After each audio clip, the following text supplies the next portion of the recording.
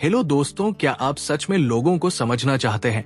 क्या आप उनके व्यवहार, उनकी सोच और उनकी असली मंशा को पहचानना चाहते हैं? हम हर दिन अनगिनत इंसानों से मिलते हैं। कुछ हमें पसंद आते हैं, कुछ नहीं, कुछ हमें समझ में आते हैं, कुछ हमें कंफ्यूज कर देते हैं। लेकिन क्या आपने कभी सोचा है कि इंसान आखिर बिहेव कैसे करते हैं?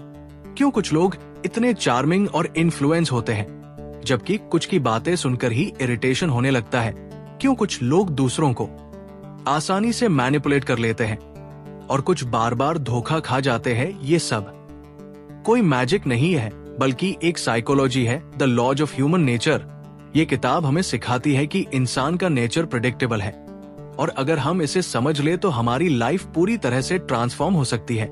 चाहे वो आपकी पर्सनल लाइफ हो या प्रोफेशनल करियर, अगर आपको लोगों की असली नेचर की नॉलेज होगी तो आप हर सिचुएशन में स्मार्ट डिसीजंस ले सकते हैं। इस किताब के ऑथर रॉबर्ट ग्रीन हैं, जो अपनी डीप रिसर्च और पावरफुल स्टोरी टेलिंग के लिए जाने जाते हैं। उन्होंने इसमें इंसानी साइकोलॉजी, मैनिपुलेशन, पावर डायनेमिक्स और बिहेवियर पैटर्न सबको डिकोड किया है, जिसे समझकर हम अपनी लाइफ में एक नया लेवल अचीव कर सकते हैं। इमेजिन करें, आप किसी नए इंसान से मिलते हैं।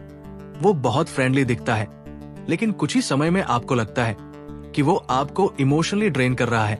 या फिर कोई आपका अच्छा दोस्त आपको हमेशा सपोर्ट करता है, लेकिन एक दिन अचानक आपको एहसास होता है कि वो सिर्फ अपने फायदे के लिए ऐसा कर रहा था।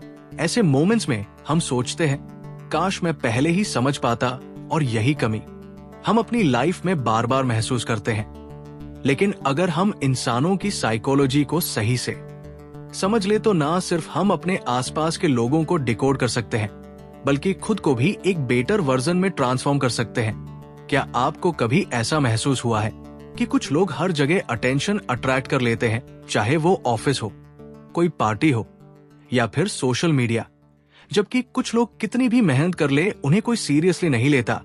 ये सिर्फ लक नहीं है, इसके पीछे एक पूरा साइंस छुपा हुआ है। The laws of human nature हमें यही सिखाती है कि कैसे कुछ लोग दूसरों के इमोशंस को मैनिपुलेट करते हैं, कैसे कुछ लोग पावर को अपनी एडवांटेज में यूज करते हैं, और कैसे हम इन पैटर्न्स को पहचान कर अपनी जिंदगी को कंट्रोल में ले सकते हैं। इंसानों के बिहेवियर को समझना सिर्फ एक स्किल नहीं है, बल्कि ये सर्वाइवल की स्ट्रेटेजी है। अगर आप लोगों की इंटेंशंस, इमोशंस और उनके हिडन मोटिव्स को डिकोड कर सकते हैं, तो कोई आपको इजली फूल नहीं कर सकता। आप अपने रिलेशनशिप्स को स्ट्रांग बना सकते हैं, अपने करियर में ग्रो कर सकते हैं और हर सिचुएशन में खुद को पावरफुल बना सकते हैं। इस वीडियो में हम इस अमेजिंग बुक का डीप डाइव समरी करने वाले हैं, जहां आपको पता चलेगा कि कैसे आप दूसरों की ट्रू नेचर को पहचान सकते हैं, कैसे खुद की इमोशनल वीकनेसेस को कंट्रोल कर सकते हैं और कैसे अपनी लाइफ को एक नई डायरेक्शन दे सकते हैं। तो इस वीडियो को अंत तक जरूर देखिए, क्योंकि अगर आप इसे मिस करते हैं तो आप उस पावर को खो देंगे जो आपकी लाइफ को पूरी तरह से चेंज कर सकती है। अब चलिए डाइव करते हैं the laws of human nature की इस शानदार जर्नी में, जहां हम इंसान की साइकोलॉजी के सबसे गहरे सीक्रेट्स को अनकवर करेंगे। Chapter 1, the law of irrationality, अतार्किक का नियम। कभी आपने सोचा है कि क्यों कुछ लोग बिना ठोस वजह के गुस्सा कर बैठते हैं? क्यों हमें से कई लोग अपनी भावनाओं के प्रभाव में आकर ऐसे निर्णय ले लेते हैं जो बाद में हमें पछतावे की ओर ले जाते हैं? क्यों ऐसा होता है कि हम किसी चीज को एक नजरिए से देखने लगते हैं और उसी पर अड़ जाते हैं, भले ही हकीकत कुछ और हो? ये सब इंसानी स्वभाव की एक गहरी सच्चाई को दर्शाता है।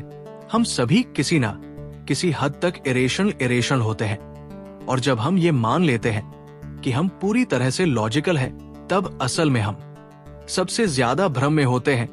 हम अपने चारों तरफ देखें तो पाएंगे कि दुनिया में बड़े फैसले भी केवल तर्क के आधार पर नहीं लिए जाते। लोग राजनीति में, बिजनेस में, रिश्तों में और अपने करियर में भी ऐसे निर्णय लेते हैं जो अक्सर उनकी भावनाओं से प्रेरित होते हैं। फिर भी हर कोई ये मानता है कि उसने बहुत सोच समझकर और लॉजिकल निर्णय लिया है। एक व्यक्ति जो बहुत बुद्धिमान और शिक्षित है, फिर भी कभी कभी क्रोध में आकर ऐसा काम कर बैठता है जो उसके लिए हानिकारक साबित होता है।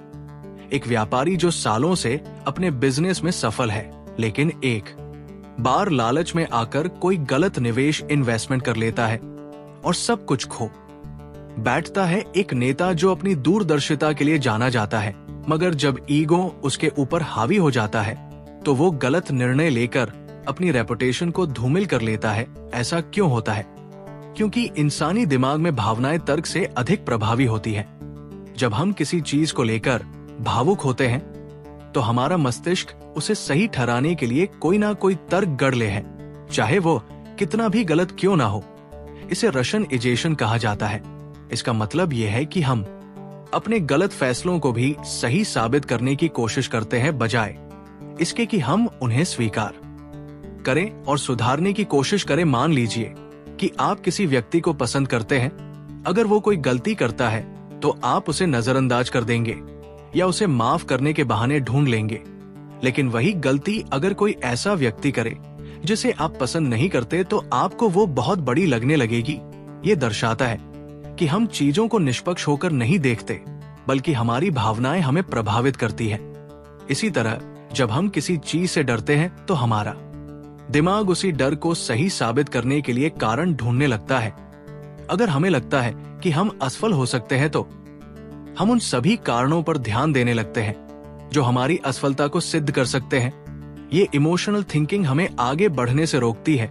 अगर हम सच में अपनी भावनाओं को नियंत्रित करना चाहते हैं तो सबसे पहले हमें ये समझना होगा कि हम पूरी तरह से तर्क संगत नहीं हैं।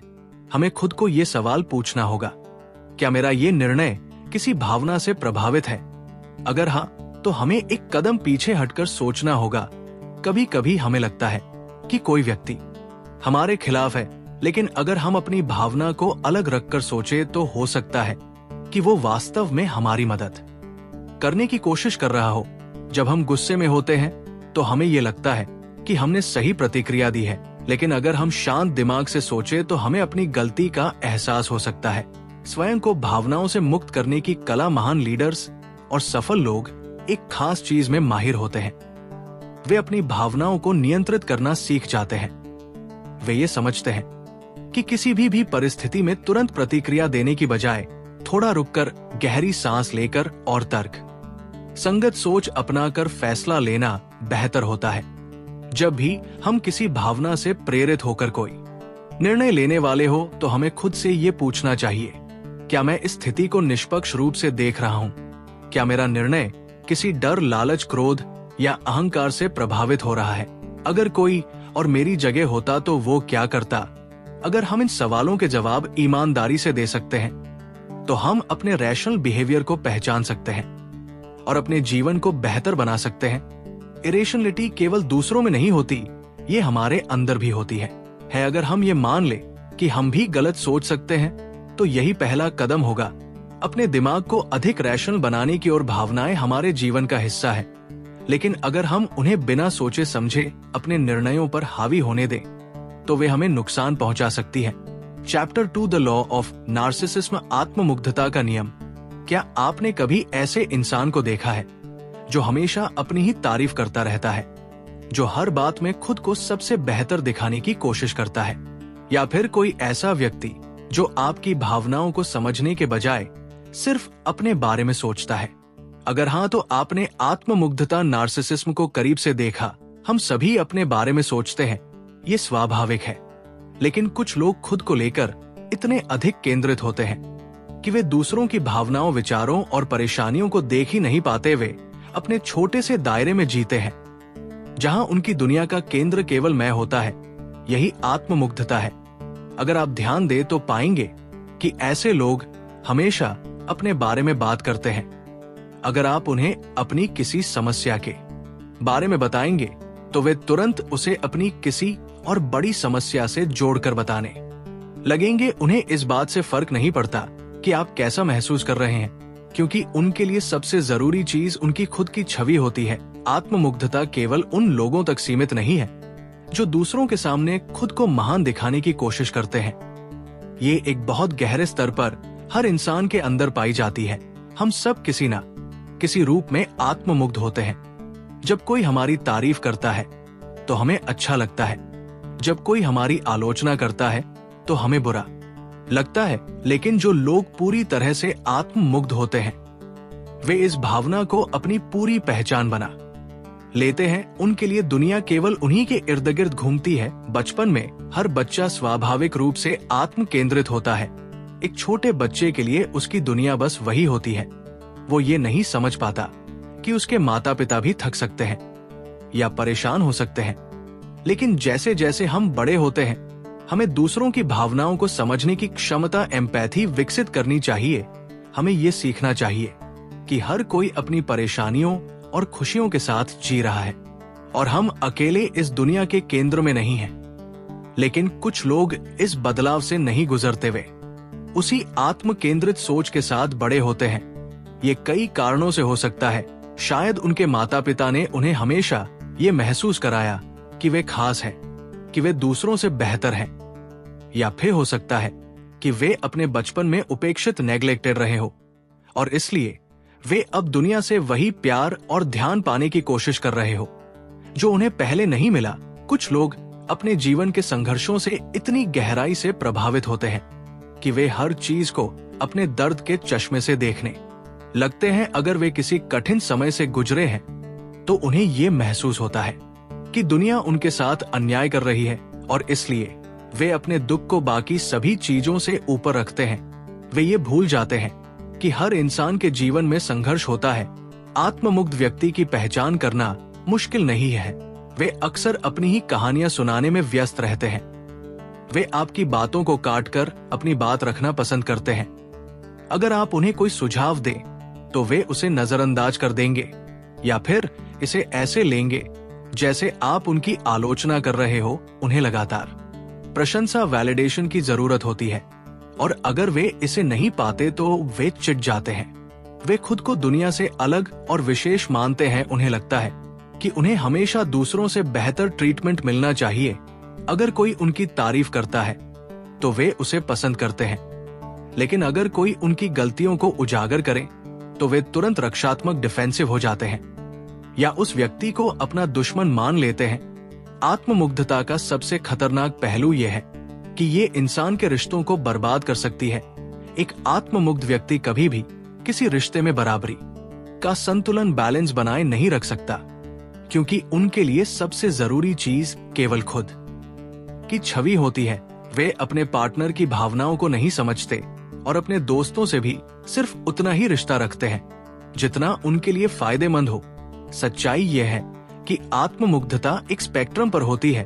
हर इंसान के अंदर थोड़ा बहुत आत्ममुग्धता का भाव होता है, लेकिन कुछ लोग इस स्तर तक पहुंच जाते हैं कि वे दूसरों के लिए जहरीले, टॉक्सिक बन जाते हैं। वे केवल अपनी दुनिया में जीते हैं और बाकी सबको अपनी जरूरतों के हिसाब से इस्तेमाल करते हैं। अगर हम सच में खुद को आत्ममुग्धता से बचाना चाहते हैं तो हमें ये समझना होगा कि हम अकेले इस दुनिया में नहीं हैं। हमें दूसरों की भावनाओं और जरूरतों को भी उतना ही महत्व देना होगा जितना हम अपनी भावनाओं को देते हैं। पहला कदम ये स्वीकार करना है कि हम भी कभी कभी आत्ममुग्ध होकर सोचते हैं। जब हम किसी बातचीत में होते हैं तो हमें खुद से ये पूछना चाहिए, क्या मैं सामने वाले की भावनाओं को भी उतना ही महत्व दे रहा हूं जितना मैं अपनी भावनाओं को दे रहा हूं? अगर जवाब नहीं है तो हमें खुद को बदलने की जरूरत है। हमें दूसरों की बातों को सुनने की आदत डालनी होगी। हमें ये समझना होगा कि हर इंसान अपनी परेशानियों से गुजर रहा है और हमें हमेशा अपने बारे में सोचने के बजाय दूसरों की भावनाओं को भी समझना चाहिए।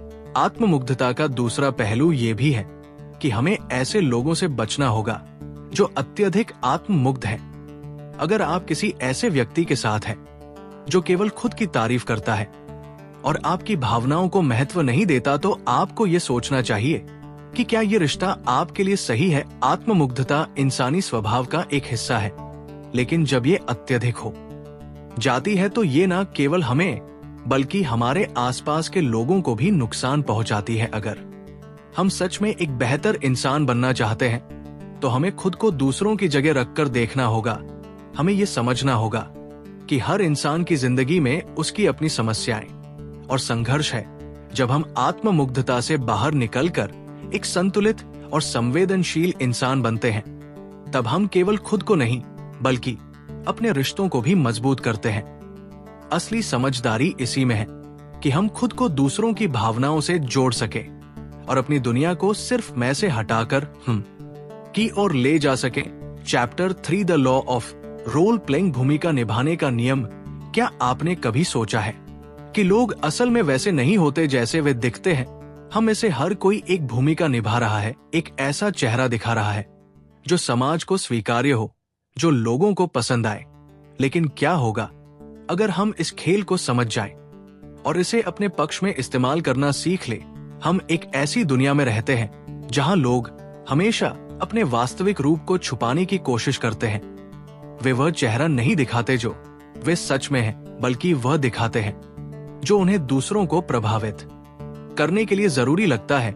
समाज में हर व्यक्ति एक रोल निभा रहा होता है, एक ऐसा किरदार जिसे वो खुद ने चुना है या जिसे परिस्थितियों ने उसे निभाने पर मजबूर कर दिया है।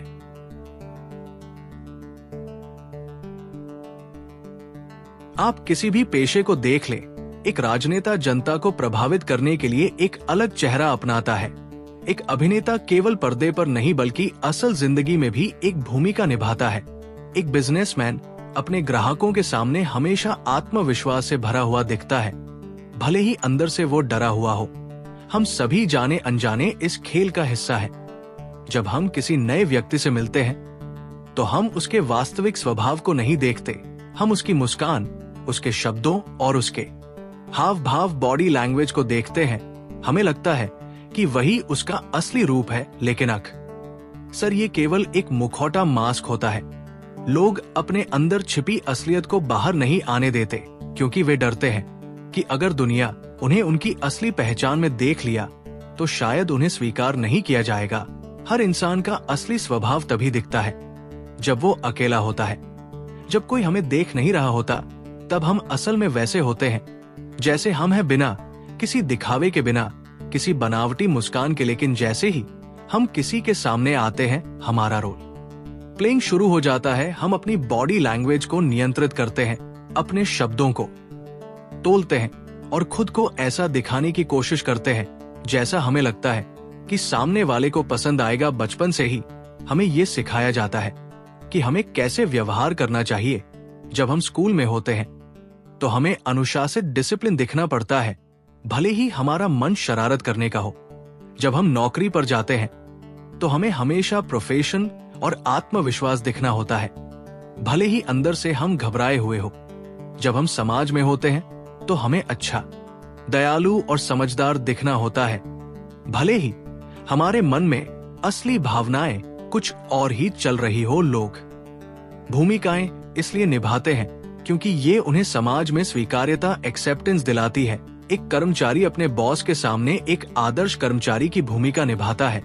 एक नेता जनता के सामने एक ईमानदार व्यक्ति का मुखौटा पहनता है।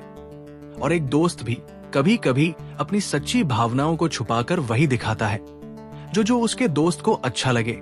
लेकिन सवाल ये उठता है, क्या हम इन भूमिकाओं के जाल में फंस चुके हैं? क्या हम अपने असली स्वभाव से इतने दूर हो चुके हैं कि हमें खुद भी नहीं पता कि हम असल में कौन हैं? अगर आप लोगों को ध्यान से देखें तो आप ये समझ सकते हैं कि कौन अपनी असली भावनाओं को छुपा रहा है और कौन सच बोल रहा है। जब कोई व्यक्ति बहुत अधिक आत्मविश्वास दिखाने की कोशिश करता है तो हो सकता है कि वो अंदर से असुरक्षित, इनसिक्योर हो। जब कोई बहुत अधिक दयालु बनने की कोशिश करता है तो संभव है कि वो अपनी असली भावनाओं को छुपा रहा हो। लोगों के चेहरे पर लिखी गई मुस्कान हमेशा उनके मन की सच्चाई को नहीं दिखाती। कभी कभी उनकी आंखों में छुपा डर, उनके हाथों की हल्की सी हलचल, उनकी आवाज का कंपन, ये सब उनके अंदर छुपे सच को उजागर कर सकता है। लेकिन इस खेल में केवल दर्शक बनकर रहने की जरूरत नहीं है। अगर आप इस नियम को समझ जाएं, तो आप इसे अपने पक्ष में इस्तेमाल कर सकते हैं। जब आपको किसी से कुछ हासिल करना हो तो आप भी अपनी भूमिका को इस तरह से ढाल सकते हैं कि सामने वाला आपके प्रभाव में आ जाए। आप अपने शब्दों, अपनी बॉडी लैंग्वेज और अपने हाव भाव का इस्तेमाल करके लोगों को वह दिखा सकते हैं जो वे देखना चाहते हैं। अब सवाल ये उठता है, क्या हमें भी इस खेल का हिस्सा बनना चाहिए?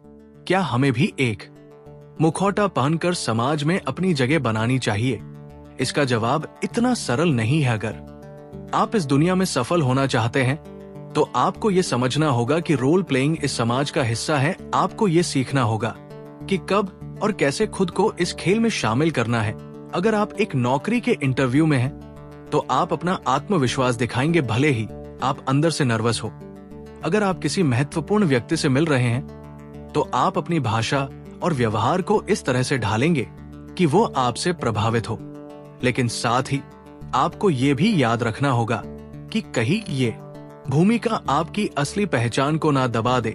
अगर आप हमेशा एक मुखौटा पहने रहेंगे तो एक समय आएगा जब आपको खुद भी नहीं पता होगा कि आप असल में कौन हैं।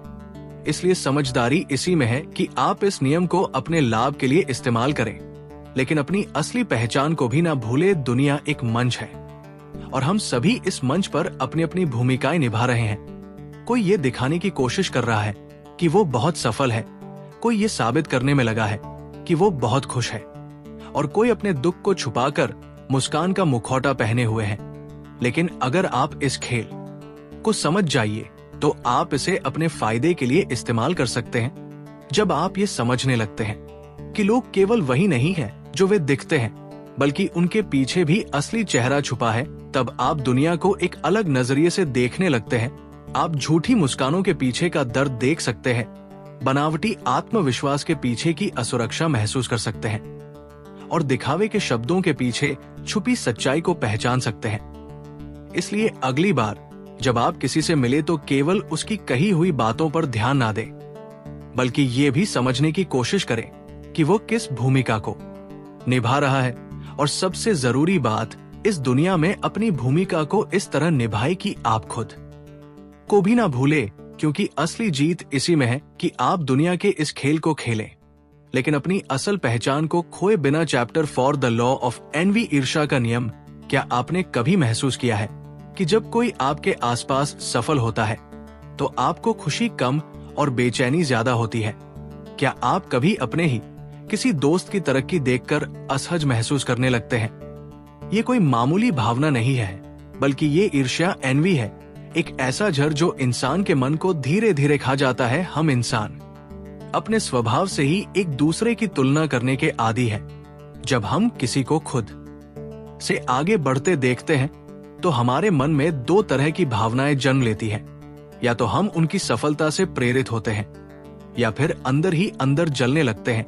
ईर्ष्या कोई नई चीज नहीं है, ये उतनी ही पुरानी है जितनी कि इंसान की सभ्यता। इतिहास में देखें तो पाएंगे कि सबसे बड़े युद्ध, षड्यंत्र और धोखाधड़ी के पीछे अक्सर ईर्ष्या ही रही है। कई बार ईर्ष्या इतनी गहरी होती है कि हम इसे पहचान भी नहीं पाते। हम सोचते हैं कि किसी की सफलता हमें प्रभावित नहीं करती, लेकिन जब वही व्यक्ति हमसे आगे निकल जाता है तो हमारे अंदर एक अजीब सी बेचैनी शुरू हो जाती है। हम खुद से सवाल पूछते हैं, मैं क्यों नहीं, मेरे पास ये क्यों नहीं, उसने ऐसा क्या किया जो मैं नहीं कर सका?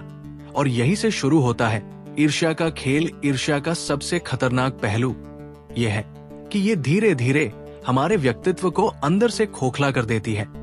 ये हमें दूसरों की उपलब्धियों पर ध्यान देने और अपनी खुद की क्षमता को नजरअंदाज करने के लिए मजबूर कर देती है। हम अपने लक्ष्यों से भटक जाते हैं क्योंकि हमारा पूरा ध्यान इस पर होता है कि दूसरा व्यक्ति क्या कर रहा है और हमें उससे आगे कैसे निकलना। अगर हम अपने आसपास ध्यान दें तो पाएंगे कि लोग ईर्ष्या को अलग अलग तरीकों से व्यक्त करते हैं। कुछ इसे खुले तौर पर दिखाते हैं, वे आपकी सफलता को कम आंखें आपको नीचा दिखाने की कोशिश करेंगे, या आपकी उपलब्धियों को सिर्फ किस्मत कहकर टाल देंगे। लेकिन कुछ लोग इसे छुपा लेते हैं, वे आपकी तारीफ तो करेंगे, लेकिन उनकी आंखों और शब्दों में एक छुपा हुआ दर्द होगा। वे आपकी मदद करने का दिखावा तो करेंगे, लेकिन अंदर ही अंदर चाहेंगे कि आप असफल हो जाएं। ईर्ष्या केवल व्यक्तिगत जीवन तक सीमित नहीं है, ये कार्यस्थलों में, दोस्ती में, रिश्तों में और यहाँ तक कि परिवारों में भी देखने को मिलती है। अगर कोई हमसे बेहतर कर रहा है तो हम उससे सीख सकते हैं, ना कि उससे जल सकते हैं। दुनिया में जो लोग सफल हुए हैं वे केवल अपनी मेहनत की वजह से नहीं, बल्कि इसलिए भी सफल हुए हैं क्योंकि उन्होंने अपनी ईर्ष्या को सकारात्मक दिशा में मोड़ दिया। उन्होंने दूसरों की सफलता से सीखने की आदत डाली, ना कि उसे देखकर खुद को कोसने की। इसलिए अगली बार जब आप किसी की सफलता देखकर असहज महसूस करें तो खुद से ये सवाल पूछे, क्या मैं इस भावना को अपने विकास के लिए इस्तेमाल कर सकता हूं? अगर हाँ, तो इसे प्रेरणा बनाइए, और अगर नहीं तो इसे तुरंत अपने मन से निकाल दीजिए, क्योंकि ईर्ष्या में जलते रहने से कोई आगे नहीं बढ़ता, बल्कि जो इसे पहचान कर काबू कर लेता है वही असली विजेता होता है। Chapter 5 the law of aggression, कमकता का नियम। क्या आपको कभी ऐसा महसूस हुआ है कि कोई आपके खिलाफ चुपचाप साजिश रच रहा है? क्या आप कभी किसी व्यक्ति के मीठे शब्दों के पीछे छिपे गुस्से और जलन को महसूस कर पाए हैं? दुनिया में हर इंसान आक्रामकता, अग्रेशन को अलग अलग रूपों में जीता और व्यक्त करता है। कुछ इसे खुलकर दिखाते हैं तो कुछ इसे मुस्कान के पीछे छिपा लेते हैं। लेकिन एक बात तय है, आक्रामकता हमारे जीवन का हिस्सा है और इसे समझना हमारी सबसे बड़ी ताकत हो सकती है। आक्रामकता को अक्सर गलत समझा जाता है। जब हम इस शब्द को सुनते हैं तो हमारे दिमाग में हिंसा, गुस्सा और शारीरिक संघर्ष की छवि बनती है। लेकिन असली आक्रामकता हमेशा इतनी सीधी नहीं होती। ये कई बार बहुत सूक्ष्म, सटल और छुपी हुई होती है।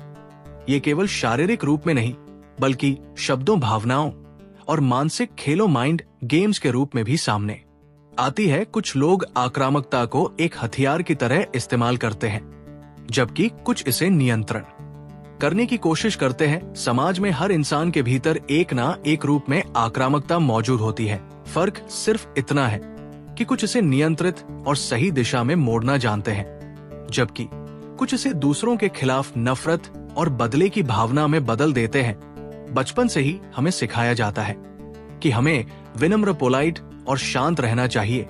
हमें अपने गुस्से को दबाना चाहिए। लेकिन क्या वास्तव में गुस्से को दबाना सही तरीका है, या फिर हमें इसे समझकर सही दिशा में इस्तेमाल करना चाहिए? जब हम अपने आसपास के लोगों को देखते हैं तो हमें कई तरह की आक्रामकता देखने को मिलती है। कुछ लोग सीधे टकराव, कॉन्फ्रेंस में विश्वास रखते हैं। वे अपने गुस्से को खुलकर जाहिर करते हैं, बिना किसी डर के वे बहस करते हैं, अपनी बात मनवाने के लिए जोर लगाते हैं और कभी लड़ाई तक करने को तैयार हो जाते हैं। ये खुले रूप में दिखने वाली आक्रामकता होती है, जिसे पहचानना आसान होता है। लेकिन कुछ लोग ऐसे होते हैं जो अपनी आक्रामकता को एक अलग ही स्तर पर ले जाते हैं। वे इसे छुपा कर रखते हैं, अपनी नाराजगी को मीठे शब्दों और दिखावे की मुस्कान में लपेटकर पेश करते हैं। छुपी हुई आक्रामकता, पैसिव अग्रेशन सबसे खतरनाक होती है। ऐसे लोग सीधे लड़ाई नहीं करते, बल्कि दूसरों के खिलाफ गुप्त रूप से साजिशें रचते हैं। वे दूसरों की सफलता में अड़चन डालते हैं, पीठ पीछे बुरा बोलते हैं और दिखावे के रिश्ते निभाते हैं। वे कभी खुलकर अपना गुस्सा नहीं दिखाते, लेकिन उनके मन में जलन और नफरत पलती रहती है।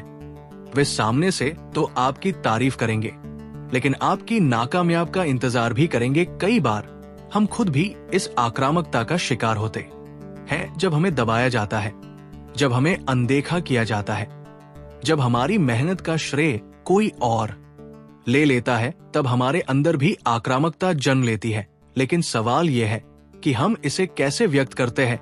क्या हम इसे सही दिशा में मोड़ते हैं, या इसे अपने ऊपर हावी होने देते हैं? जो लोग आक्रामकता को समझ जाते हैं और इसे नियंत्रित कर लेते हैं, वे समाज में अपनी एक मजबूत पहचान बना पाते हैं। इतिहास में जितने भी महान नेता, बिजनेसमैन और प्रभावशाली लोग हुए हैं, उन्होंने अपनी आक्रामकता को सही दिशा में मोड़ने की कला सीख ली थी। वे अपने गुस्से और आक्रामक ऊर्जा को नष्ट करने के बजाय इसे अपने लक्ष्यों को पाने में लगाते थे। उन्होंने टकराव से बचने के बजाय उसका सामना करना सीखा। आक्रामकता को पूरी तरह खत्म करना संभव नहीं है, क्योंकि ये हमारे अंदर स्वाभाविक रूप से मौजूद होती है। लेकिन इसे समझकर, इसे सही दिशा में इस्तेमाल करके हम इसे अपनी ताकत बना सकते हैं। जब कोई हमें चुनौती देता है, जब कोई हमें कमजोर साबित करने की कोशिश करता है, तो हमें उस ऊर्जा को अपने आत्म सुधार, सेल्फ इम्प्रूवमेंट में लगाना चाहिए, ना कि उसे नफरत और बदले की भावना में बर्बाद करना चाहिए। इसीलिए अगली बार जब आपको अपने भीतर गुस्से की लहर महसूस हो, तो खुद से पूछें, या मैं इसे बेकार की लड़ाई में बर्बाद करने वाला हूं, या इसे अपनी सफलता का हथियार बनाने वाला हूं? क्योंकि आक्रामकता को नियंत्रित करने वाला व्यक्ति ही असली विजेता होता है। Chapter 6 the law of confirm भीड़ का अनुसरण करने का नियम। क्या आपने कभी खुद को किसी भीड़ का हिस्सा बनते हुए पाया है बिना ये सोचे कि आप सच में ऐसा क्यों कर रहे हैं? क्या आपने कभी किसी ट्रेंड को सिर्फ इसलिए अपनाया है क्योंकि बाकी सब वही कर रहे थे? हम सोचते हैं कि हम अपने फैसले खुद लेते हैं, लेकिन सच ये है कि समाज, संस्कृति और हमारे आसपास मौजूद लोग हमें उस दिशा में धकेल है जहां हम बिना सोचे समझे भीड़ का हिस्सा बन जाते हैं। ये एक अदृश्य ताकत है जो हमारी सोच, हमारी पसंद और यहाँ तक कि हमारे सपनों को भी नियंत्रित करती है। हम इंसान सामाजिक प्राणी, सोशल बीइंग्स हैं। हम जन्म से ही एक समुदाय का हिस्सा होते हैं और हमें इस बात की परवाह होती है कि लोग हमारे बारे में क्या सोचते हैं। हम ये नहीं चाहते कि हमें अलग या अजीब समझा जाए। इसी वजह से कई बार हम अपने असली विचारों और इच्छाओं को दबाकर वही रास्ता चुनते हैं जो बाकी सबने चुना है। ये भीड़ के प्रभाव, हर्ड मेंटालिटी का सबसे बड़ा उदाहरण है। भीड़ का अनुसरण करना हमेशा बुरा नहीं होता। इतिहास में कई बार समाज के नियम और परंपराएं हमें सुरक्षा और स्थिरता, स्टेबिलिटी देने में मदद करती है। लेकिन जब ये अनुसरण आंख मुंह कर किया जाता है बिना तर्क और समझ के, तब ये खतरनाक हो सकता है। जब हम सिर्फ इसलिए कोई फैसला लेते हैं क्योंकि सब यही कर रहे हैं, तब हम अपनी खुद की सोचने समझने की क्षमता को कमजोर कर देते हैं। अगर आप गौर करें तो पाएंगे कि ये प्रवृत्ति हमारे जीवन के हर हिस्से में मौजूद है। स्कूल में हमें सिखाया जाता है कि अच्छे नंबर लाना ही सफलता की निशानी है। कॉलेज में हमें वही कोर्स चुनने के लिए कहा जाता है जो सेफ हो, भले ही हमारी असली रुचि किसी और चीज में हो। जॉब में हम वही काम करते हैं जो समाज में सम्मानित माना जाता है, बिना ये सोचे कि क्या वो वास्तव में हमें खुशी देता है। सोशल मीडिया इस नियम का सबसे बड़ा उदाहरण है। जब कोई नया ट्रेंड आता है तो लोग बिना सोचे समझे उसे फॉलो करने लगते हैं। कोई नया फैशन, कोई नया विचार, कोई नया चैलेंज, लोग इसे अपनाने के लिए उत्सुक रहते हैं क्योंकि वे भीड़ से अलग नहीं दिखना चाहते। वे नहीं चाहते कि लोग उन्हें आउटडेटेड समझे। ये प्रवृत्ति हमारे फैसलों को नियंत्रित करने लगती है और धीरे धीरे हम ये भूल जाते हैं कि हम असल में क्या चाहते थे। इतिहास गवाह है कि जब जब लोगों ने बिना सवाल किए भीड़ का अनुसरण किया है, तब तब समाज को भारी नुकसान हुआ है। कई बड़े युद्ध, सामाजिक उथल पुथल, आर्थिक संकट, ये सब भीड़ के अंधे अनुस का नतीजा रहे हैं। लोग बिना ये सोचे कि सच क्या है, केवल इसलिए किसी विचार को अपना लेते हैं क्योंकि बाकी सब उसे सही मान रहे होते हैं। लेकिन यही वो समय होता है जब असली सोचने वाले लोग, असली लीडर्स और बदलाव लाने वाले लोग खड़े होते हैं, जो लोग भीड़ से अलग सोचने की हिम्मत रखते हैं। वही दुनिया में कुछ नया और क्रांतिकारी करने में सक्षम होते हैं। अगर आप इतिहास के महान आविष्कारकों, कलाकारों और विचारकों को देखें तो पाए कि वे कभी भी आम भीड़ का हिस्सा नहीं बने। उन्होंने हमेशा सवाल किए, उन्होंने हमेशा अपने रास्ते खुद चुने। वे इस डर में नहीं जो कि लोग क्या कहेंगे, बल्कि उन्होंने ये सोचा कि मैं क्या नया कर सकता हूँ। इसीलिए अगली बार जब आप किसी भीड़ का हिस्सा बनने लगे तो खुद से एक सवाल पूछे, क्या मैं ये सच में अपने मन से कर रहा हूँ या सिर्फ इसलिए क्योंकि बाकी सब यही कर रहे हैं? अगर आपका जवाब दूसरा है तो ये समय है खुद को पहचानने का, अपनी सोच को दिशा देने का और इस भीड़ से बाहर निकलकर अपनी अलग राह बनाने का, क्योंकि इतिहास उन्हीं लोगों को याद रखता है जिन्होंने भीड़ का अनुसरण करने के बजाय भीड़ को एक नई दिशा दी। Chapter 7 the law of death, denial, मृत्यु के भय का नियम। क्या आपने कभी सोचा है कि आपके जीवन में सबसे बड़ा डर क्या है? क्या ये असफलता है या फिर अकेलापन? शायद इनमें से कुछ भी नहीं। असल में हमारा सबसे गहरा डर मृत्यु, डेथ है। मृत्यु का भय एक ऐसी भावना है जो हमें जीवन भर सताती है, चाहे हम उसे स्वीकार करें या नहीं। हमें से अधिकांश लोग मृत्यु के बारे में सोचने से बचते हैं, लेकिन क्या कभी आपने सोचा है कि अगर हम मृत्यु के डर का सामना करें तो क्या ये हमारे जीवन को और भी अधिक अर्थपूर्ण नहीं बना सकता? मृत्यु के भय को समझना और स्वीकार शायद सबसे कठिन कार्यों में से एक है। हम हमेशा ये मानते हैं कि मृत्यु दूसरों के साथ ही होगी, लेकिन खुद के साथ नहीं। हम सोचते हैं कि ये दूर है, कि हम इसे समय पर टाल सकते हैं। जीवन की भागदौड़ में हम अपनी मृत्यु के विचारों को दिमाग से बाहर रखते हैं। हम अपनी उम्मीदों, सपनों और कामों में इतने व्यस्त हो जाते हैं कि हमें लगता है कि मृत्यु हमारे जीवन का हिस्सा नहीं है। लेकिन सच्चाई यह है कि मृत्यु का डर ही हमारे जीवन को नियंत्रित करता है। ये डर हमें जीवन के छोटे छोटे फैसलों में अय रूप से प्रभावित करता है। हम जो काम करते हैं वे सिर्फ इसीलिए नहीं होते कि हम उन्हें चाहते हैं, बल्कि इसलिए होते हैं क्योंकि हम नहीं चाहते कि मृत्यु हमें किसी समय बिना किसी तैयारी के पकड़ ले। हमारी सबसे बड़ी चिंता यह है कि हम अधूरी जिंदगी जीकर चले जाएं। यही कारण है कि हम अपनी जिंदगी के सभी फैसले करते समय भविष्य में आने वाली मृत्यु को नकारते हैं और कुछ करना या सोचना शुरू कर देते हैं जो हमें समय पर करना चाहिए। हमारा डर अक्सर हमारी उम्मीदों से मेल खाता है। हम खुद से कहते हैं, अभी बहुत कुछ करना बाकी है, अभी तो मेरी जिंदगी की शुरुआत है, मैं अपने सपने पूरे करूंगा।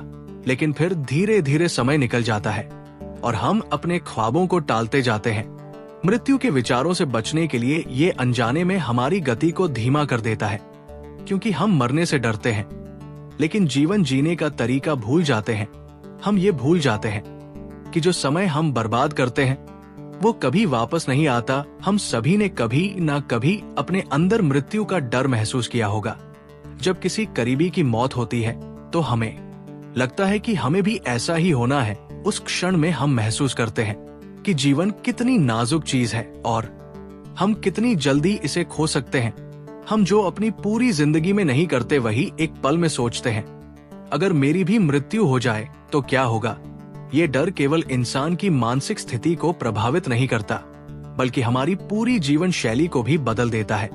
लेकिन मृत्यु के इस डर का एक और पहलू है जो शायद हम समझ नहीं पाते। ये डर हमें उस दिशा में प्रेरित करता है जहां हम अपने जीवन का मूल्य समझ सकते हैं। जब हमें मृत्यु के विचारों का सामना होता है तो हमें एहसास होता है कि जीवन सीमित है और हर पल कीमती है।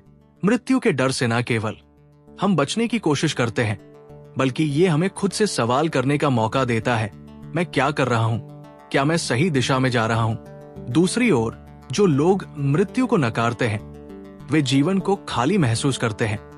वे न केवल अपने जीवन के उद्देश्य से भटकते हैं, बल्कि हर कदम पर वो भय महसूस करते हैं कि उनका जीवन अधूरा रह जाएगा। वे समय का सदुपयोग नहीं कर पाते क्योंकि उन्हें लगता है कि मृत्यु कभी दूर नहीं जाती। वे बिना किसी लक्ष्य के, बिना किसी उद्देश्य के अपना जीवन जीते जाते हैं। लेकिन असली समझ ये है कि जब हम मृत्यु के डर का सामना करते हैं और इसे स्वीकार करते हैं तो हम अपने जीवन को पूरी तरह से जी सकते हैं। हम हर दिन को इतना मूल्यवान बना सकते हैं कि हमें ये लगे कि हमने अपनी जिंदगी खो दी। जब हम मृत्यु को नकारने के बजाय उसे एक सच्चाई के रूप में स्वीकार करते हैं तो हमें अपने जीवन की वास्तविकता को समझने का अवसर मिलता है। हम अपनी सीमाओं, अपनी शक्तियों और अपनी कमजोरियों को पहचानते हैं। जब हम मृत्यु को स्वीकार करते हैं तो हम जीवन को पूरी तरह से जीने का साहस पाते हैं।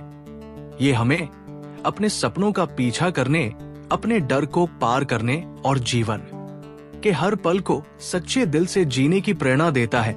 मृत्यु को स्वीकार करने का मतलब ये नहीं है कि हम इसे जल्द ही अपनाने की कोशिश करें, बल्कि इसका मतलब है कि हम अपने जीवन को अधिक अर्थपूर्ण और मूल्यवान बना सकते हैं। इसीलिए जब भी आपको मृत्यु का डर महसूस हो तो खुद से ये सवाल पूछें, क्या मैं इस डर को अपने जीवन को जीने के तरीके में एक प्रेरणा के रूप में बदल सकता हूँ। पुस्तक के अंत में हम ये समझ पाते हैं कि मानव स्वभाव के कितना जटिल और रहस्यमय है। हर व्यक्ति के अंदर गहरे दावे, इमोशंस और विचार चलते हैं जिनका पूरी तरह से अनुमान लगा पाना मुश्किल है। लेकिन जब हम इन नियमों को समझने लगते हैं तो हम न सिर्फ दूसरों के व्यवहार को बेहतर तरीके से समझ पाते हैं, बल्कि खुद को भी एक नई नजर से देख सकते हैं। ये नियम हमें आत्म जागरूकता, सेल्फ अवेयरनेस और संवेदनशीलता, एम्पैथी के महत्व को बताते हैं और हमें ये सिखाते हैं कि कैसे हम अपने और दूसरों के बीच के रिश्तों को और भी मजबूत और प्रभावशाली बना सकते हैं। हर व्यक्ति के अंदर आक्रामकता, ईर्ष्या, भय और अन्य छिपी हुई भावनाएं होती हैं। जब हम इन भावनाओं को पहचानते हैं और उन्हें समझते हैं तो हम अपनी जिंदगी में बेहतर फैसले ले सकते हैं और रिश्तों में कम गलतफहमियां पैदा कर सकते हैं। यही नहीं, इन मानव स्वभाव के नियमों को समझकर हम अपने व्यक्तिगत और पेशेवर जीवन में अधिक सफलता प्राप्त कर सकते हैं। जीवन में जिस तरह से हम दूसरों के साथ बर्ताव करते हैं, वही हमें वापस मिलता है। इसलिए खुद को समझने और दूसरों को समझने की कोशिश करना न केवल हमें मानसिक शांति देता है, बल्कि हमारे जीवन को और भी प्रभावशाली बना सकता है। अगर आपको ये वीडियो पसंद आया हो तो कृपया लाइक और सब्सक्राइब करना ना भूलें। बुकपीडिया पर जुड़े और इसी तरह के और गहरे ज्ञान से भर पूर्ण वीडियो देखिए। अगले वीडियो में फिर मिलेंगे। तब तक खुश रहिए और अपने जीवन को पूरी तरह से जीने की कोशिश करते रहिए। धन्यवाद।